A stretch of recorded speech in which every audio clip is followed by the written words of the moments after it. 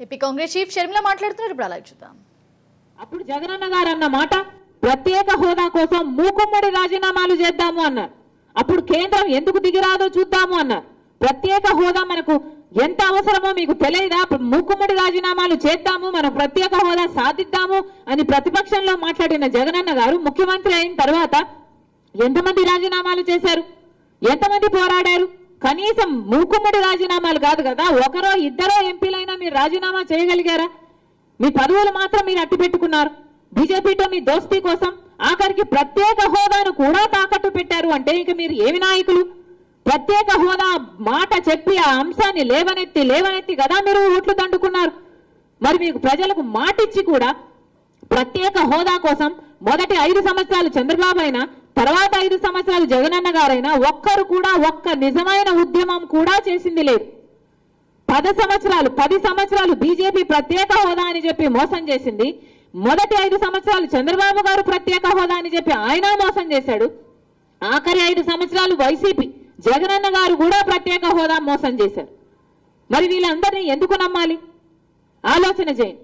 ఈరోజు మనకు ప్రత్యేక హోదాయే ఉండుంటే ఎన్ని రకాలుగా మనం లబ్ధి చెందుండే వాళ్ళమో ఒక్కసారి మీకు వివరిస్తా. ప్రత్యేక హోదా ఉన్న రాష్ట్రాలకు ఉండే లాభాలు: 1, కేంద్రం రాష్ట్రాలకు ఇచ్చే నిధుల్లో 30% హోదా కలిగిన రాష్ట్రాలకే కేటాయిస్తుంది. కేంద్రం ఇచ్చే నిధుల్లో 90% గ్రాంట్లు కింద ఇస్తుంది. మిగతా 10% తిరిగి ఇవ్వాల్సి ఉంటుంది. కానీ ఆ 10% కూడా మేము ఇవ్వలేము అంటే ప్రత్యేక హోదా ఉన్న రాష్ట్రాలకు అది మినహాయింపు యూజువలీ చేస్తుంది. మినహాయింపు చేయకపోయినా వడ్డీ లేకుండానే చెల్లించే వెసులుబాటు కూడా కల్పిస్తుంది. పరిశ్రమల స్థాపన భారీగా రాయితీలు ఉంటాయి. 100% ఎక్సైజ్ డ్యూటీ మినహాయింపు ఉంటుంది. ఇన్కమ్ ట్యాక్స్ లో కూడా 100% రాయితీ ఉంటుంది. పన్ను మినహాయింపు ఉంటే పరిశ్రమలు రెక్కలు కట్టుకొని మన రాష్ట్రానికి వచ్చుండేవి. లక్షల సంఖ్యలో ఉద్యోగాలు కలిగి ఉండేవి. పేదల 10 ఏళ్ల క్రితమే మనకు వచ్చినుంటే అసలు మన రాష్ట్రము అటు హైదరాబాద్, తెలంగాణ అయితేనేమి, ఇటు కర్ణాటక అయితేనేమి ఇవన్నీ దాటుకుంటూ ఎంతో అభివృద్ధి చెందేది. పన్ను రాయితీ ఉండుంటే అన్ని వస్తువులు సగం ధరకే లభించేవి, సగం ధరకే విద్యుత్ పంపిణీ కూడా జరిగేది. ఇవేవి మనం సాధించుకోలేకపోయాం. ఎందుకంటే మనకు ప్రత్యేక హోదా రాలేదు కాబట్టి. ప్రత్యేక హోదా రాలేదు అనడం కంటే కూడా ప్రత్యేక హోదా తెచ్చుకోవడంలో ఇటు జగన్మోహన్ రెడ్డి గారు అటు చంద్రబాబు గారు విఫలమయ్యారనే అనాలి.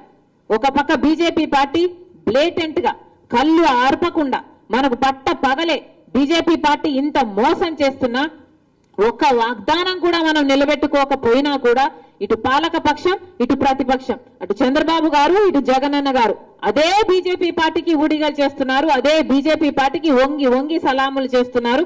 కేవలం వాళ్ళ స్వార్థ రాజకీయాల కోసం, వాళ్ళ స్వప్రయోజనాల కోసం ఈరోజు ఆంధ్ర రాష్ట్ర ప్రజలను వాళ్ళ హక్కులను తాకట్టు పెట్టారు. ఇది అన్యాయం కాదా అని అడుగుతున్నాం.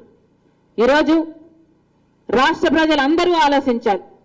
ఈరోజు మన రాష్ట్రంలో అసలు ప్రత్యేక హోదా అన్న ఊసే లేకుండా ఈ నాయకులు తయారు చేశారు అంటే అది ఎంత దురదృష్టం. మన హక్కు, ఆంధ్ర రాష్ట్రుల హక్కు, ఆంధ్ర ప్రజల హక్కు ప్రత్యేక హోదా. అలాంటప్పుడు అంత పెద్ద హక్కును, అంత పెద్ద వరాన్ని వీళ్ళు ఎవరి సొమ్ము అన్నట్టు అప్పనంగా బీజేపీ పార్టీకి ఇచ్చేశారు. అత్త సొమ్ము అల్లుడు దానం చేసినట్టు అసలు వీళ్ళది కాదు. వీళ్ళేమో నాయకులు, వీళ్ళ పార్టీలు బాగున్నాయి, వీళ్ళు బాగున్నారు.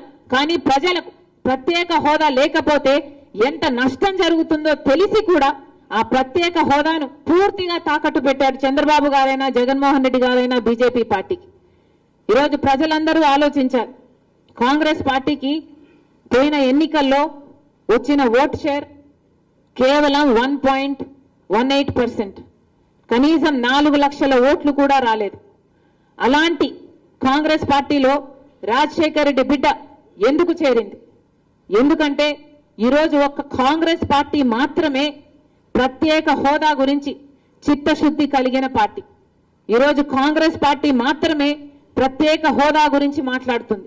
ఒక్క కాంగ్రెస్ పార్టీ మాత్రమే, రాహుల్ గాంధీ గారు మాత్రమే మొట్టమొదటి సంతకం ప్రత్యేక హోదా మీదనే చేస్తాను నేను ప్రధానమంత్రి అయ్యాక అని మాటిచ్చిన వ్యక్తి రాహుల్ గాంధీ గారు. ఒకసారి ఆలోచించండి, ఆ మనిషిలో ఆంధ్ర రాష్ట్రాన్ని పట్ల ఎంత తపన లేకపోతే ప్రత్యేక హోదా మీదనే, ఆ ఫైల్ మీదనే మొట్టమొదటి సంతకం పెడతాని అని అంటాడు. కాబట్టి